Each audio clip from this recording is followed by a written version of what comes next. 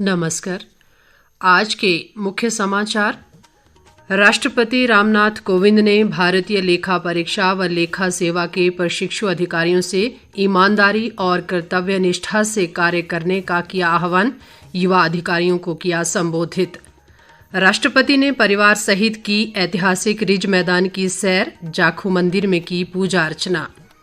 प्रदेश में करीब 948 करोड़ रुपए के निवेश को दी गई मंजूरी। दूसरे ग्राउंड ब्रेकिंग समारोह की तैयारियां तेज। और भाजपा के सेवा और समर्पण अभियान के तहत कई कार्यक्रम आयोजित। पार्टी अध्यक्ष सुरेश कश्यप ने शिमला के डीडीयू अस्पताल में मरीजों को बांटे कंबल व फल। देश भर में 18 वर्ष से अधिक आयु वर्ग के लिए सरकारी केंद्रों पर निःशुल्क कोविड टीकाकरण अभियान जारी है। युवाओं से आग्रह है कि टीका लगवाएं और अन्य लोगों को भी इसके लिए प्रोत्साहित करें। कोविड स्वास्थ्य के लिए खतरा बना हुआ है, ऐसे में एहतियाती उपायों के पालन में कोताही न बरतें। जब तक जरूरी ना हो घर से बाहर ना निकलें और 3 सरल उपायों का पालन करें। मास्क लगाएं, 2 गज की सुरक्षित दूरी बनाए रखें, हाथ और मुंह साफ रखें।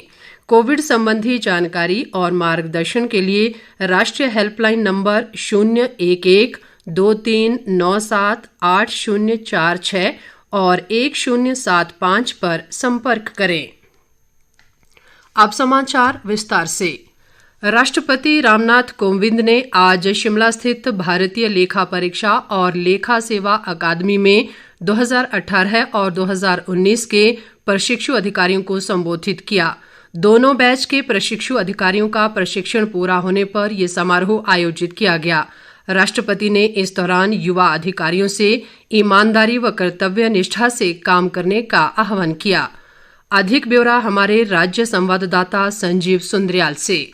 भारतीय लेखा परीक्षा और लेखा सेवा अकादमी शिमला में हुए गरिमापूर्ण समारोह में राष्ट्रपति रामनाथ कोविंद ने प्रशिक्षु अधिकारियों को संबोधित किया। इस दौरान 2018 और 2019 बैच के 38 अधिकारियों को प्रशिक्षण पूरा करने पर प्रमाण पत्र प्रदान किए गए और राष्ट्रपति ने दोनों बैच के शीर्ष 3 प्रशिक्षु अधिकारियों को स्वर्ण, रजत और कांस्य पदक से सम्मानित किया। राष्ट्रपति ने अपने संबोधन में इंडियन ऑडिट एंड अकाउंट्स के कार्यों की सराहना की। उन्होंने कहा कि सीएजी जैसी संस्था द्वारा दी गई सलाह को सरकार गंभीरता से लेगी। राष्ट्रपति ने प्रशिक्षु अधिकारियों को भविष्य की चुनौतियों का सामना करने के लिए शुभकामनाएं दी। उन्होंने युवा अधिकारियों से व्यावसायिक और सत्यनिष्ठा के गुणों को आत्मसात कर लेखा परीक्षा और लेखा विभाग की समृद्ध परंपराओं का अग्रदूत बनने का आह्वान किया। रामनाथ कोविंद ने कहा कि पिछले 18 महीने देश के लिए बहुत कठिन भरे रहे और कोरोना महामारी के कारण अर्थव्यवस्था बुरी तरह प्रभावित हुई। उन्होंने कहा कि सरकार ने संकट को कम करने और गरीबों के कल्याण के लिए विभिन्न वित्तीय उपाय किए। राष्ट्रपति ने डायरेक्ट बेनिफिट ट्रांसफर का जिक्र करते हुए कहा कि इसके माध्यम से देश के दूर दराज क्षेत्रों में बैठे लोगों को सीधा पैसा उनके खातों में पहुंचाया जा सकता है, जो कि लेखा परीक्षा के दृष्टिकोण से एक छोटी चुनौती और विशाल अवसर है। वहीं भारत के नियंत्रक व महालेखा परीक्षक गिरीश मुर्मू ने भारतीय लेखा परीक्षा और लेखा सेवा बैच के समापन समारोह में शिरकत करने के लिए राष्ट्रपति का आभार जताया और प्रशिक्षु अधिकारियों को संबोधित किया। उन्होंने देश सेवा में अधिकारियों द्वारा दिए जा रहे योगदान पर प्रकाश डाला। गिरीश मुर्मू ने इस बात पर खुशी जाहिर की कि आज पास आउट होने वाले प्रशिक्षु अधिकारियों में 30% महिलाएं शामिल हैं। उन्होंने उम्मीद जताई कि युवा अधिकारी अपनी ईमानदारी व कर्तव्य निष्ठा से काम करते हुए संस्थान की विश्वसनीयता और प्रतिष्ठा को बरकरार रखेंगे। गिरीश मुर्मू ने कहा कि आज प्रशिक्षण पूरा करने वाले युवा अधिकारी सार्वजनिक लेखा परीक्षा और लेखा क्षेत्र में अपने कर्तव्यों का निर्वहन करने के लिए पूरी तरह से तैयार हैं। राज्यपाल राजेंद्र विश्वनाथ आर्लेकर, मुख्यमंत्री जयराम ठाकुर, उप नियंत्रक व महालेखा परीक्षक जयंती प्रसाद और राष्ट्रीय ऑडिट व अकाउंट्स अकादमी के महानिदेशक सुनील ढाड़े सहित अन्य गणमान्य लोग इस मौके में मौजूद रहे। संजीव सुंद्रियाल, आकाशवाणी समाचार, शिमला। राष्ट्रपति रामनाथ कोविंद ने आज अपने परिवार के सदस्यों सहित शिमला के जाखू मंदिर में जाकर पूजा अर्चना की और माथा टेका। बाद में उन्होंने ऐतिहासिक रिज मैदान की सैर की और चर्च के सामने फोटो खिंचवाए। राष्ट्रपति ने हाथ हिलाकर लोगों का अभिवादन स्वीकार किया और रिज पर घूम रही एक बच्ची के साथ फोटो भी खिंचवाया। उन्होंने रिज पर मौजूद लोगों से पूछा कि मेरे आने से उन्हें कोई असुविधा तो नहीं हुई है। इस पर लोगों ने कहा कि उन्हें कोई असुविधा नहीं हुई और प्रशासन ने बेहतर प्रबंध किए हैं। राष्ट्रपति का कल दिल्ली लौटने का कार्यक्रम है। प्रदेश में करीब 948 करोड़ रुपए के निवेश के प्रस्तावों को मंजूरी दी गई है। मुख्यमंत्री जयराम ठाकुर की अध्यक्षता में आज शिमला में हुई एक बैठक में इन प्रस्तावों को मंजूर किया गया। इसके माध्यम से करीब 4,500 लोगों को रोजगार के अवसर मिलेंगे और देश के कई बड़े घराने राज्य के अनेक स्थानों पर अपने उद्योग स्थापित करेंगे। मुख्यमंत्री ने कहा कि राज्य में दूसरे ग्राउंड ब्रेकिंग समारोह की तैयारियों में तेजी लाई जाएगी ताकि जल्द ही इसका आयोजन किया जा सके। उद्योग मंत्री बिक्रम ठाकुर ने भी बैठक में भाग लिया और अधिकारियों को उद्योगपतियों के प्रस्तावों में तेजी लाने के निर्देश दिए। परिवहन मंत्री बिक्रम ठाकुर ने निजी बस ऑपरेटर संघ की सभी जायज मांगों पर सहानुभूतिपूर्वक विचार का आश्वासन दिया है। शिमला में आज संघ के अध्यक्ष राजेश पराशर के नेतृत्व में निजी बस ऑपरेटरों के एक प्रतिनिधिमंडल ने शिमला में परिवहन मंत्री से भेंट की और उन्हें अपनी मांगों से अवगत कराया। उन्होंने अधिकारियों को संघ की मांगों को लेकर विस्तृत रिपोर्ट तैयार कर जल्द प्रस्तुत करने के निर्देश दिए। प्रधानमंत्री नरेंद्र मोदी के जन्मदिवस को लेकर भाजपा द्वारा शुरू किए गए सेवा और समर्पण अभियान के तहत प्रदेश भाजपा अध्यक्ष सुरेश कश्यप ने आज शिमला के दीनदयाल उपाध्याय अस्पताल में मरीजों को कंबल व फल वितरित किए। उन्होंने बताया कि 7 अक्टूबर तक चलने वाले इस अभियान के अंतर्गत पार्टी कार्यकर्ताओं द्वारा जनसेवा से जुड़े अनेक कार्य किए जाएंगे।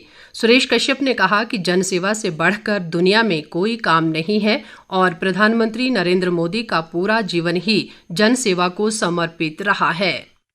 माननीय मोदी जी का 71वां जन्म दिवस और भारतीय जनता पार्टी हिमाचल प्रदेश इसको लेकर पूरे प्रदेश भर में अनेक कार्यक्रम आयोजित कर रही है। उसी दृष्टि से आज का ये कार्यक्रम और आने वाले दिनों में भी लगातार आज 17 सितंबर से लेकर 7 अक्टूबर तक विभिन्न कार्यक्रम हमारी पार्टी करने जा रही है। गरीब कल्याण पैकेज और उसके तहत जो अन्न योजना पूरे देश भर में लागू की गई है, उसमें भी हमारी महिला मोर्चा बैग वितरण, थैला वितरण का कार्य कर रही है। इसके अलावा इसी कड़ी में हम लोग सभी जिलों में माननीय मोदी जी को उनके जीवन वृत्त को लेकर प्रदर्शनी का आयोजन कर रहे हैं। साथ ही साथ विभिन्न मेडिकल कैंप हमारे विभिन्न स्थानों के ऊपर लग रहे हैं। हमारा Yuva Morcha blood donation camp लगवा रहा है। हमारे लिए ये गर्व की बात है, खुशी की बात है कि आज हमारे प्रधानमंत्री नरेंद्र मोदी जी दुनिया के सबसे लोकप्रिय नेता हैं। इस अवसर पर उन्होंने लोगों की समस्याएं भी सुनी। शहरी विकास मंत्री सुरेश भारद्वाज सहित अन्य भाजपा नेताओं ने भी सेवा और समर्पण अभियान में भाग लिया। प्रदेश कांग्रेस अध्यक्ष कुलदीप राठौर ने पिछले दिनों कुल्लू में एक दलित दंपत्ति पर जानलेवा हमले की न्यायिक जांच की मांग की है। शिमला में आज एक पत्रकार वार्ता में उन्होंने कहा कि कांग्रेस पार्टी दलित समुदाय के खिलाफ अन्याय को सहन नहीं करेगी और इसके खिलाफ आवाज उठाई जाएगी। उन्होंने कहा कि समाज के पिछड़े व कमजोर वर्गों में असुरक्षा की भावना पैदा हो रही है और दलित पूर्व सैनिक व उनकी पत्नी पर जानलेवा हमला राज्य के लिए शर्मनाक है। राठौर ने कहा कि देश की रक्षा करने वाले एक पूर्व सैनिक के खिलाफ इस तरह का व्यवहार सभ्य समाज के लिए अशोभनीय है। कांग्रेस अध्यक्ष ने कहा कि पूर्ण राज्यत्व की स्वर्ण जयंती के उपलक्ष्य में विधानसभा के विशेष सत्र में सरकार की ओर से हिमाचल का निर्माण करने वालों का विस्तार से कोई जिक्र नहीं किया गया। उन्होंने कहा कि स्वर्णिम रथ यात्रा के नाम पर अगर भाजपा सरकार इतिहास से छेड़छाड़ करेगी तो उसे बर्दाश्त नहीं किया जाएगा। खाद्य आपूर्ति मंत्री राजेंद्र गर्ग ने आज घुमारवीं में 5 करोड़ रुपए की लागत से बनने वाले पुलिस थाना भवन स्थल का परीक्षण किया। उन्होंने कहा कि इस भवन का निर्माण कार्य जल्द शुरू किया जाएगा और इसमें सभी आधुनिक सुविधाएं होंगी। राजेंद्र गर्ग ने घुमारवीं में लोगों की शिकायतें भी सुनी और अधिकांश का मौके पर ही निपटारा किया। न्यायमूर्ति मोहम्मद रफीक प्रदेश उच्च न्यायालय के नए मुख्य न्यायाधीश होंगे। उन्हें मध्य प्रदेश उच्च न्यायालय में मुख्य न्यायाधीश के पद से स्थानांतरित कर हिमाचल भेजा गया है। उनके स्थान पर हिमाचल उच्च न्यायालय के कार्यवाहक मुख्य न्यायाधीश रवि मलिमथ को मध्य प्रदेश उच्च न्यायालय का मुख्य न्यायाधीश लगाया गया है। मोहम्मद रफीक इससे पहले उड़ीसा उच्च न्यायालय में भी मुख्य न्यायाधीश के रूप में कार्य कर चुके हैं। अंत में मुख्य समाचार एक बार फिर। राष्ट्रपति रामनाथ कोविंद ने भारतीय लेखा परीक्षा व लेखा सेवा के प्रशिक्षु अधिकारियों से ईमानदारी और कर्तव्य निष्ठा से कार्य करने का किया आह्वान। युवा अधिकारियों को किया संबोधित। राष्ट्रपति ने परिवार सहित की ऐतिहासिक रिज मैदान की सैर, जाखू मंदिर में की पूजा अर्चना। प्रदेश में करीब 948 करोड़ रुपए के निवेश को दी गई मंजूरी। दूसरे ग्राउंड ब्रेकिंग समारोह की तैयारियां तेज। और भाजपा के सेवा और समर्पण अभियान के तहत कई कार्यक्रम आयोजित। पार्टी अध्यक्ष सुरेश कश्यप ने शिमला के डीडीओ अस्पताल में मरीजों को बांटे कंबल व फल। इसके साथ ही ये समाचार बुलेटिन समाप्त हुआ। नमस्कार।